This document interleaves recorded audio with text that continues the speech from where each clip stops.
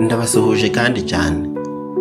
Ese waba warigeze wibaza uti ishuri ngiye koherezamo umwana wanjye riramubereye kandi rirakwiye? Ababyeyi benshi bohereza abana muri boarding school by'umwihariko bitewe n'impamvu zitandukanye.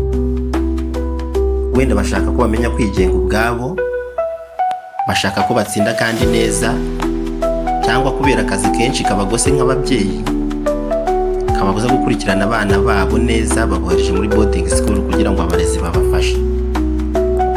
Ariko ikibazo gikomeye ni iki? Ese mbere yo kohereza umwana ku ishuri iryo ngiryo nyine wahisemo kumwoherezaho, nk'umubyeyi waba warigeze kuvugisha ubuyobozi bw'ishuri? Nibura wabajije ibibazo bitandukanye nk'ibi ngibi turi busange mu kiganiro?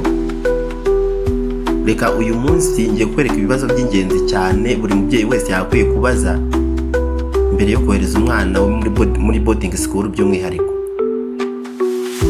Turi bwifashishe umwanditsi bita Daniel Jesse Siege na Tina Payne Bryson mu gitabo cyitwa The Whole Brain Child.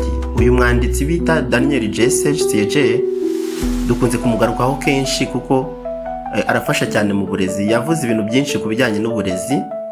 Ni umwe rero mu bahanga bakomeye cyane ku isi mu bijyanye no kurera abana hifashishijwe ubumenyi bw'ubwonko, brain science. Daniel Jesse Siege avuga ko ababyeyi bagomba gufata umwanya wo gusobanukirwa ibidukikije cyangwa se environment. Iyi environment tuvuga ni ya yindi umwana agiye kubamo cyangwa se agiye kwigiramo, kubera yuko environment igira uruhare rukomeye ku mikurire cyangwa se ku myigire y'umwana. Niba rero umubyeyi cyangwa wenda uzaba w'ejo hazaza, nta kibazo, iyi video irakureba cyane, ntuyibuze. Kandi nkugiriye inama itari agakecuru cyane, ntubibuze gukora subscribe ndetse na like kuri iyi channel Isaac Inspire TV, kurushaho dukomezanye ikiganiro kugera ku musozo wacyo. Ejo utazajyana umwana ahantu hatazwi neza kandi wenda duhari. Yego turahari kugira ngo tuganire ku ntsinzi. Ikintu cya mbere burya ni imibereho y'umunyeshuri mu kigo cy'ishuri. Hari ibibazo rero ukwiye kubaza ku bijyanye n'imibereho y'umunyeshuri kugira ngo umenye niba ahantu mujyanye ari n'ahantu hakwiye hari ubuzima buzima. Ubundi abanyeshuri babaho bate mu kigo cy'ishuri? Ntabwo ari ukureba inyubako nziza gusa zihakikije, ahubwo ita kuri ibi bintu. Ugomba kumenya aho ujyanye umunyeshuri niba banaryama. Dorotwari zaba zimeze neza, dorotwari dormitory naho abanyeshuri barara. Dorotwari yaberukamo akarangi wenda, cyangwa ibitanda byahindutse imyase yumye. Ukwiye kumenya niba hari ubucucike wenda abana bararana, ukamenya uko isuku ihagaze, niba ari ingenzi cyane bita ku isuku, kubera ko burya ahantu hatari isuku nta kindi kintu kizima wahashakira. Nibyo isuku mbere ya byose. Umunyeshuri atari mu buzima bwiza nta nubwo ashobora kwiga neza. Aya makuru ukwiye kujya uyibikaho nk'umubyeyi mugenzi wanjye. Hari ibindi ukwiye kubaza neza, ukamenya niba amazi mu kigo hose ahari kandi amazi meza. Ntabwo ukwiye kuba ari amazi y'ibiziba, ahubwo ukwiye kuba ari amazi meza. Hari ukuntu iyo mu kigo hatarimo amazi meza, abana bajya kuvoma, abana bashobora kujya kuvoma hanze y'ikigo. Bagera hanze y'ikigo bitwaje indobo, ugasanga bari gushwana n'abahinzi inanasi zabo. Nibyo cyane. Bazitambutseho ntabwo byababuza kujya gusarura ngo bafashe umuhinzi cyangwa nyir'umurima ngo bamufashe kumenya ko za nanasi zeze neza. Ibi rero biteza ikibazo cyane. Ese ukwiye kumenya niba amafunguro uko ameze mu kigo cy'ishuri, amafunguro ameza tubundi. Aho si kwa kundi abana barara bayura basenga Imana ngo ijoro ritandukane, nibiba amahire bumva inyombya ziyumba babyuke bwangu, ariko zikurara wayura kubera inzara. Urara usura ijoro ngo wenda ngo ureko bwacya, ugasanga imyenda isigaye itagikwira abanyeshuri, biba biteye agahinda. Noneho byakubitiraho n'urusatsi rwinshi cyane bikoreye, ukabona isura y'uburezi bitangirwa muri icyo kigo cy'ishuri.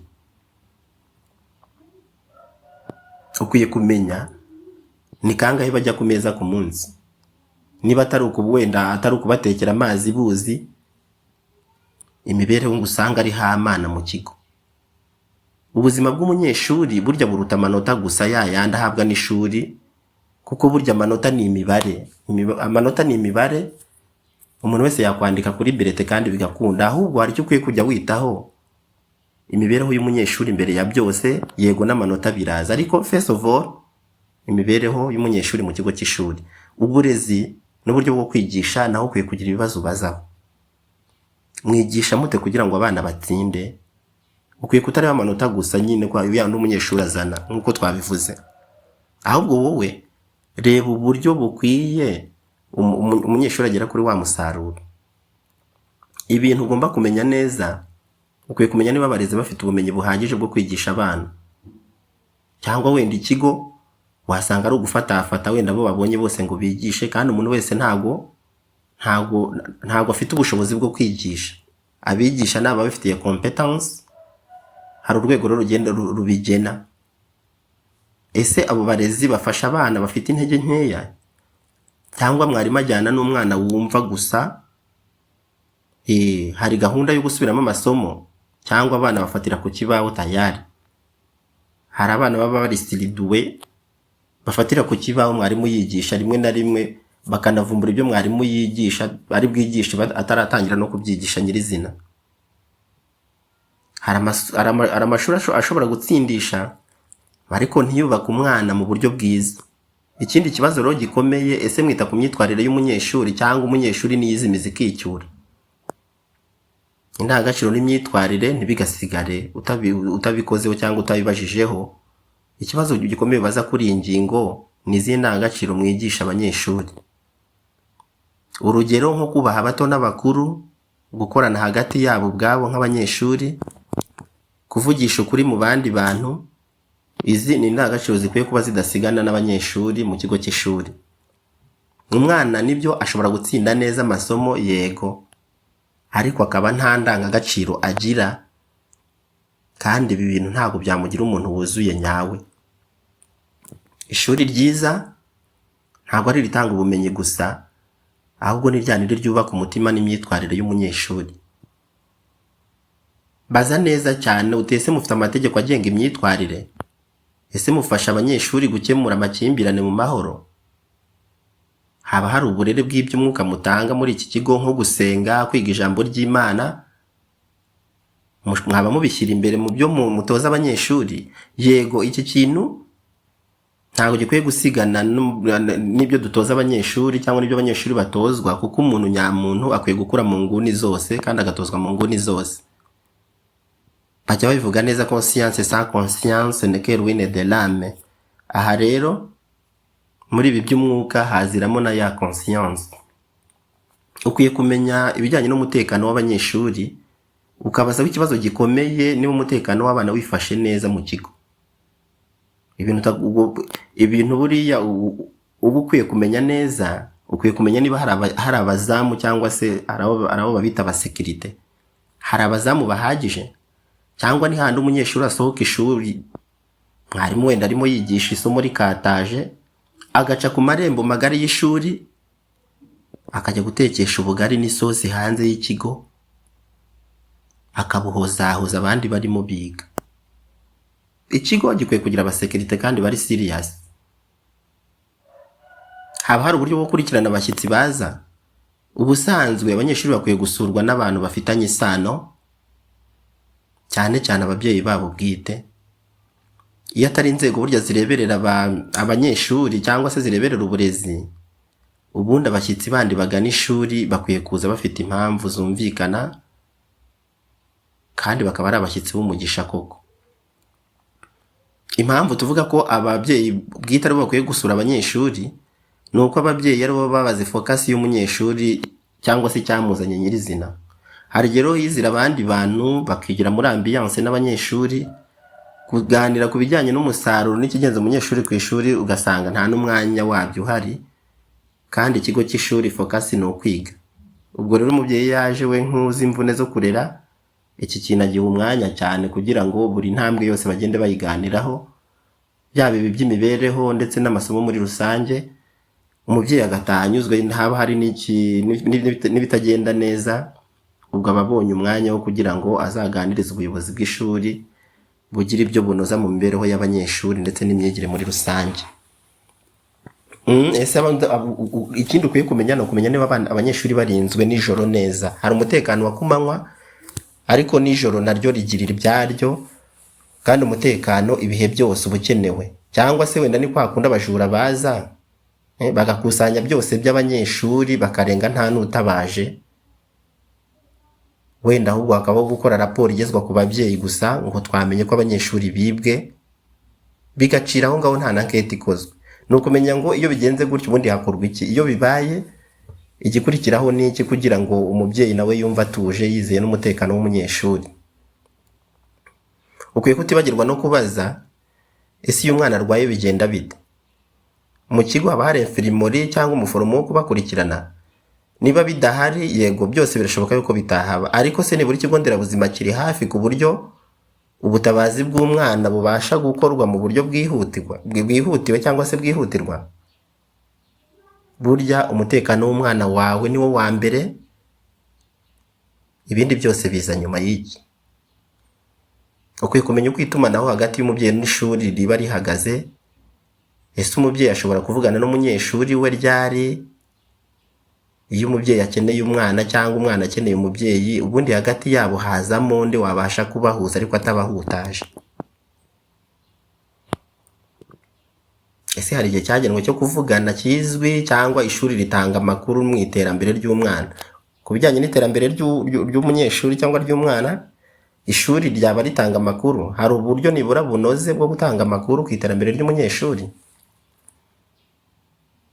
Burya umunyeshuri nubwo yaba ari kure yawe, akeneye kumva ababyeyi be bamwitaho cyane. Ukwiye kumenya ibihano n'uburyo bwo gukosora. Ni gute mukosora abana mu makosa bakoze? Ese hakoresha ibihano byubaka nibura, cyangwa n'ibya bindi bibabaza umubiri n'umutima biri aho gusa? Aho nta hohoterwa ribera mu kigo nko kunyuzura ndetse n'ibindi bitari byiza? Aya makuru ukwiye kuyibikaho kandi ukaba uyafite. Nibyo gukosora ntabwo ari ugutoteza iminsi yose, ahubwo no gufasha umunyeshuri guhinduka mu buryo bwiza. Hari ibikorwa by'inyongera rero nk'uko umwanditsi yakomeje abivuga, ibikorwa bita extracurricular activities. Ese hari ibikorwa bifasha abanyeshuri kwidagadura no kugaragaza impano zabo? Ibi biri muri bimwe usanga mu bigo by'amashuri, nk'imikino, indirimbo, gushushanya, debate cyangwa se ibiganiro mpaka. Ubundi uburezi bwuzuye ntabwo ari amasomo gusa nk'ariya tubona ku ndangamanota, ahubwo uburezi bwuzuye haburimo no guteza imbere impano z'abanyeshuri.